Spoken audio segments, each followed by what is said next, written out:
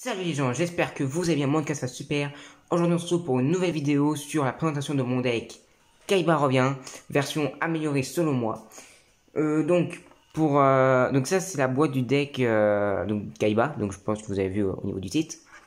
Alors voici la decklist de base, si vous voulez fabriquer un peu le même deck de base, mais si vous n'avez pas le deck.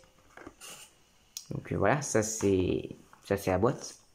Donc, je vais vous montrer le deck amélioré selon moi, en vous expliquant chacune des cartes. Après, il y a certaines cartes que je ne vous expliquerai pas plus que ça, parce que soit elles sont très connues, soit voilà. Mais voilà, donc c'est parti. Donc la boîte, on va la mettre sur le côté. Alors, on se retrouve pour la première carte qui est Veilleur du Sanctuaire. 4 étoiles, ténèbres, dragon, effet, 0 points d'attaque, 2100 points de défense, très bonne carte. Alors vous voyez que l'effet est extrêmement long. Donc ça peut être traité comme 2 sacrifices pour invocation de sacrifice d'un monstre de type dragon. Bon déjà ça commence bien pour un dragon blanc aux yeux bleus. En plus vu la défense élevée, vous le mettez comme ça, il a une bonne défense. Ensuite son deuxième effet qui est très intéressant, c'est que si cette carte est dans votre main ou votre cimetière, vous pouvez, et qu'un monstre dragon est détruit, vous pouvez l'invoquer spécialement depuis la main ou le cimetière pour la réinvoquer. Donc soit en mode attaque, soit en mode défense, qui sera plus en mode défense.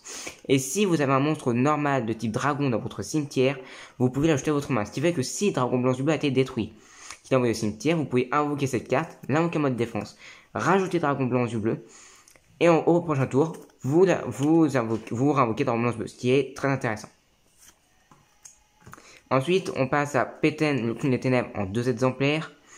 Carte que j'aime beaucoup d'un film, je sais plus lequel, mais d'un film. Je me souviens plus du titre. Niveau 3, ténèbres, magicien effet. Lorsque cette carte est envoyée à votre cimetière, donc peu importe la manière, si c'est depuis la main, le terrain, le deck, si est trouvé au combat ou par un effet de carte, c'est tant pis, peu importe l'effet. Vous pouvez bannir ces cartes depuis au cimetière, invoquer spécialement un pétale ou clown des ténèbres depuis votre main ou deck. Alors malheureusement j'en ai que 2, pas 3. Parce que je pense pas en acheter un troisième et voilà. Mais ça, 3 chemises sera peut-être un peu beaucoup, après il faudra voir. Cette carte, je l'ai eu dans mon deck de structure Kaiba, mon deuxième deck, que j'aimerais bien m'acheter d'ailleurs, mais qui aujourd'hui va dans 40-60 euros. Donc on va vous dire que c'est un peu moyen. Ensuite, donc voilà, nouveau PTN. Ensuite, Chevalier épée. Alors là, comme je vous l'ai dit, c'est un deck Kaiba vraiment animé de cartes connues. Donc Chevalier épée, 1600 points d'attaque, 1000 points de défense, guerrier. Tant que vous avez maximum une carte dans votre main, cette carte gagne 400 d'attaque. Donc ça veut dire qu'elle peut passer à 2 muscles, qui est quand même en soi assez intéressant. Si vous ne contrôlez aucun autre monstre, annulez les effets des monstres à effet flic détruits au combat avec cette carte. Donc c'est vrai que ça, c'est pas mal. C'est pas le plus l'effet le plus intéressant au monde, mais contre certains decks, ça peut être intéressant. Carte monstre normal, bœuf de combat, niveau 4, 1700 points d'attaque et 1000 points de défense, bête guerrier. Une carte très connue de Kaiba. Le bœuf de combat enragé. Alors, c'est le même monstre, c'est juste que même puissance d'attaque, de défense, toujours terre, bête guerrier, enfin, vous voyez les mêmes trucs. Sauf que c'est un monstre à effet, et un effet très intéressant. Car c'est un monstre de type bête guerrier, bête ailée, que vous contrôlez, attaquer un monstre en position de défense, infligez des dommages de combat perçant à votre adversaire. Ce qui fait que si vous avec cette carte, ou un autre monstre bête guerrier, bête ailée, vous attaquez un monstre qui a, je sais pas, 1500 points de défense, là ça subit 200, ce qui est très intéressant. Pourquoi j'en ai pas mis 2 lui et un lui et un lui? Parce que c'est un peu un deck nostalgie, et après lui, techniquement je suis dans un deck, donc voilà. Ensuite, le Kaiser Hippocampe en 2 exemplaires. Alors, un peu comme le Veilleur du Sanctuaire au début. Cette cape, alors pas pour mon dragon, mais pour un monstre lumière. Cette carte peut être traitée comme 2 sacrifices par invocation. Sacrifice d'un monstre lumière. Donc excusez-moi. Très intéressant aussi pour jouer Dragon Blanc aux yeux bleus. Ensuite, la Djinn, le génie mystique de la lampe. Carte que j'aime beaucoup aussi, qui est de la nuit. Je ne vais pas vous dire toutes, mais moi j'aime les 3 cartes de Kaiba parce que c'est mon duel favori. Je pense que vous en doutez vu le nom de la chaîne. Mais voilà, moi moi je n'aurai que des decks dragon. Après il faut varier. Donc, monstre ténèbres, démon, 1100 points d'attaque et 1000 points de défense. Vous assaut, alors carte de The Dark Side of Dimension. Carte très puissante. Lorsque cette carte détruit un monstre de votre adversaire au combat, vous pouvez sacrifier cette carte, invoquer spécialement un monstre de type dragon. Votre assaut exclu depuis votre main ou cimetière. Ce qui fait que c'est très intéressant, parce que si elle a attaqué, qu'elle a détruit le monstre, vous invoquez, je fais toujours attention avec Dragon Blanc Bleu, hein, mais il y a d'autres cartes, vous invoquez Dragon Blanc Bleu, et puisque c'est toujours durant la battle phase, Dragon Blanc Bleu peut réattaquer, ce qui fait que c'est très intéressant. Sauf si la serre n'avait qu'un monstre en mode défense, avec Dragon Blanc Bleu, attaque directe, 3000 points de dommage, c'est beaucoup. Ensuite, tête de canon hits machine, 1800 points d'attaque et 1500 points de défense. Donc carte monstre normale, on s'attarde pas dessus. Opticlos, alors Opticlos, carte que moi, alors j'ai pas vu toute l'anime Yu-Gi-Oh, mais que je n'ai jamais vu dans l'anime, dans la première série. Donc ça c'était une carte de ce deck. Et techniquement en fait il m'en manquait une ou deux encore, donc je me suis dit autant la mettre puisqu'elle est quand même 1800 points d'attaque et 1500 points de défense. Après si j'achète un troisième PTN, peut-être que je changerai. Ensuite on a le Marauderverse, donc carte de l'anime aussi. 1900 points d'attaque et 1200 points de défense que qui est battu très souvent. Carte très intéressante et que vraiment j'aime bien. Elle est... Moi l'image elle peut... C'est pas rassurant avec les dents là, mais moi j'aime bien. Ça fait un style. Le chien orage des ténèbres, 1900 points d'attaque et 1400 points de défense, monstre normal. Le dragon étincelant, 1900 points d'attaque et 1600 points de défense, monstre normal aussi. Encore monstre normal, dragon excendrique, 2000 points d'attaque et 100 points de défense. Nous passons ensuite aux cartes à sacrifice. Le dragon interplanétaire violet épineux, carte très intéressante dans un deck, dans n'importe quel deck, mais notamment peut être intéressant aussi. Si un monstre que vous contrôlez est détruit au combat ou par un effet de carte et envoyé au cimetière, donc faut pas qu'il soit banni, vous pouvez invoquer spécialement cette carte depuis votre main. Donc quand vous avez un monstre qui est détruit, comme ça, c'est tranquille, c'est un monstre de 2002, c'est très très intéressant. Moi en tout cas c'est une carte que personnellement je conseille. Le planeur du Kaiser. Alors à chaque fois là j'ai bien lu le nom parce que à chaque fois je dis planeur de Kaiser, c'est du Kaiser. Donc voilà. Cette carte ne peut pas être détruite au combat avec un monstre qui a la même attaque. Lorsque cette carte est détruite et envoyée au cimetière, ciblez un monstre sur le terrain, renvoyez la cible à la main. Effet très intéressant si vous faites exprès par exemple de la faire détruire, donc vous pouvez vous attaquer, vous recevez des dommages et voilà. Ça peut être très intéressant comme combo. Carte que Kaiba utilise contre Dart, voilà. Je crois qu'il utilise qu'une fois, en tout cas j'ai jamais vu d'autres fois. Donc voilà. Ensuite, on passe à ma dernière carte à un sacrifice, monstre normal électro dragon queue, 2500 points d'attaque et 1000 points de défense. Et ensuite, mesdames et messieurs, nous passons au monstre à deux sacrifices. Dragon blanc aux yeux bleus, dragon blanc aux yeux bleus et dragon blanc aux yeux bleus. Donc, trois dragons blancs aux yeux bleus. Moi, je peux monter dans un deck Kaiba. Moi, je peux pas fabriquer un deck Kaiba sans 3 dragons blancs aux yeux bleus. Je me dis, s'il y en a un ou deux, c'est pas un deck Kaiba, parce que surtout qu'il y a la carte fusion qui est là. Je sais pas. Après, je vous dis pas c'est laquelle, mais vous en doutez un peu, je pense. Pour ceux qui connaissent en tout cas. Et moi qui aime beaucoup les dragons blancs aux yeux bleus, qui est l'une de mes cartes favorites. Très franchement, voilà, je suis content. En plus, elle, je l'ai en 9 exemplaires en tout, donc 3 decks dragons blancs aux yeux bleus. Donc comment vous dire que je suis plutôt content. Déjà qu'à mes débuts, je me disais avoir 3 dragons blancs aux yeux bleus, c'est compliqué. Alors en avoir 9 et 3 decks avec 3 dragons blancs aux yeux bleus, quand j'avais enfin tous mes decks, toutes mes cartes, si je pensais un jour faire ça, si on m'aurait dit ça, je l'aurais pas cru. Donc 3 dragons blancs aux yeux bleus. Donc comme vous avez vu, il y a pas mal de cartes pour l'invoquer. Donc notamment 2 Kaiser Hippocampe et un verre du sanctuaire. Ensuite, nous passons aux cartes magie. Alors, polymérisation, donc, carte très connue qui permet de fusionner des monstres. La carte la plus classique et la plus connue pour fusionner des monstres. Monster Reborn, donc, cible un monstre dans l'un des cimetières invoqué spécialement. Donc, carte très puissante qui vous pouvez amener n'importe quel monstre. Utile pour tout et n'importe quoi. Le petit typhon d'espace mystique, toujours pratique. Cibler une magie piège sur le terrain, détruisez la cible. Face recto ou pas. Voilà. Le seul défaut de cette carte, c'est que si la serre active la carte en même temps, bah ça détruit, mais ça sert à rien. Donc c'est pour ça que c'est bien, mais à jouer contre, je dirais, contre des cartes soit terrain, soit continu. Ça, contre des cartes terrain et continu, ça peut être très intéressant. Un trou noir, donc carte aussi très connue et toujours utile. Donc détruire tous les monstres sur le terrain. C'est clair, c'est radical, c'est net. Comme ça, on s'embête pas. Hommage aux damnés. Défausser une carte puis cibler un monstre sur le terrain, détruisez-le. Alors bon, moi de base je suis pas trop fan des cartes qui défaussent ou qui payent des points de vie. Mais c'est vrai que là, vu l'effet, franchement, c'est pas mal du tout. Destruction bouclier, alors carte très utile quand elle sert à un monstre dérangeant en mode défense, comme Marshmallow ou bouclier millénaire, pour ceux qui connaissent, qui a pour un sacrifice 3000 points de défense. Et justement, la carte le monstre qui est représenté là de base, c'est le bouclier millénaire. Alors, cibler un monstre en position de défense sur le terrain, détruisez la cible. Donc très utile, ça sert à un monstre ayant une grosse défense ou un monstre non destructible au combat. Ensuite, on passe à rétrécissement. Alors, je dis ça, je dis rien, mais l'effet, on peut se douter avec le nom et l'image.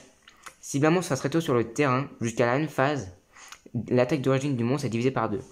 Ce qu'on peut reprocher à cette carte, c'est que c'est seulement l'attaque d'origine, c'est-à-dire que ça sert à doubler l'attaque de son monstre. Par exemple, il a un monstre de 5000, il a doublé son attaque devient 10 000. Mais le problème, c'est que son attaque devient 2500 plus 5000. Donc ça fait donc 7500. Donc c'est bien, mais assez situationnel, si on peut dire. Après, la plupart du temps, normalement, c'est une carte qui sera très utile. Bourse des âmes. Beaucoup moins fort que dans l'animé. Cibler un monstre dans l'animé, ça peut être autant de monstres que vous voulez. Ça peut être 3 comme 5 monstres contrôlés par votre adversaire, ce qui est très puissant dans l'animé. Dans la réalité, c'est aussi très puissant, mais pas autant que dans l'animé. Cibler un monstre contrôlé par votre adversaire. Ce tour, si vous sacrifiez un monstre, vous devez sacrifier le monstre ciblé comme si vous le contrôliez. Vous ne pouvez pas mener votre battle phase le tour où vous activez cette carte. Intéressant aussi pour enquêter Dragon Blanc aux yeux bleus. Et aussi intéressant si ça contrôle un monstre dérangeant, soit un monstre avec une plus grosse attaque ou un effet dérangeant. Ça peut être intéressant pour s'en débarrasser, mais sans le détruire parce qu'il y a des effets qui s'activent seulement quand le monstre est détruit. Donc ça peut être très intéressant. Ensuite on passe à Megamorph, carte très intéressante que j'aime beaucoup et qui peut être redoutable. Tant que vos life points, alors LP ça veut dire life points pour ceux qui ne savent pas, mais voilà, sont inférieurs à ceux de votre adversaire, l'attaque du monstre équipé devient le double de sa attaque d'origine. C'est-à-dire que si vous équipez ça à un dragon blanc bleu, il passe à 6000 points d'attaque, ce qui est pas mal du tout. Par contre, tant que vos life points sont supérieurs, l'attaque du monstre équipé devient la moitié de son attaque d'origine. Et un combo que j'ai pensé il n'y a pas si longtemps, si vous l'équipez à un monstre adverse, parce que oui, on peut l'équiper à un monstre adverse, et que vos life points sont supérieurs, l'attaque du monstre est divisée par 2. Donc maintenant que j'y pense, c'est franchement pas... mais après vous pouvez pas faire ça en combo avec rétrécissement puisque c'est déjà l'attaque d'origine. Donc voilà, mais franchement, oui, ça peut être dans tous les cas pas mal. Contrôleur d'ennemis. Carte utilisée par Kaiba aussi pas mal de fois dans l'animé. 2 effets intéressants. Activer un de ces effets. Cibler un monstre parce qu'on ne peut en activer qu'un. Donc magie, jeu rapide. Donc vous le posez, vous pouvez activer durant le tour adverse. Donc, cible un monstre face recto contrôlé par votre adversaire, changez la position de combat de la cible. Sacrifiez un monstre, puis cibler un monstre face recto contrôlé par votre adversaire jusqu'à la end phase, prenez le contrôle de la cible. Alors c'est moins fort qu'un changement de cœur. Changement de cœur que j'en ai rien à voir, mais c'est une carte qui est très rare, très puissante et très chère. Et il y a des cartes comme ça qui coûtent une blinde et voilà. Mais pour moi, c'est vraiment des cartes de première génération qui sont les plus puissantes parce que quand on voit, il y avait Monster Reborn, Peau de Cupidité,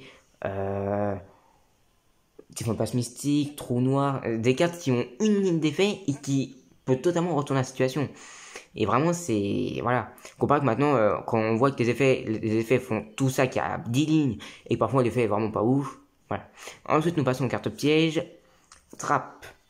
Donc, lorsque votre adversaire invoque normalement ou par flip un monstre avec minimum 1000 d'attaque, cible le monstre, détruisez la cible.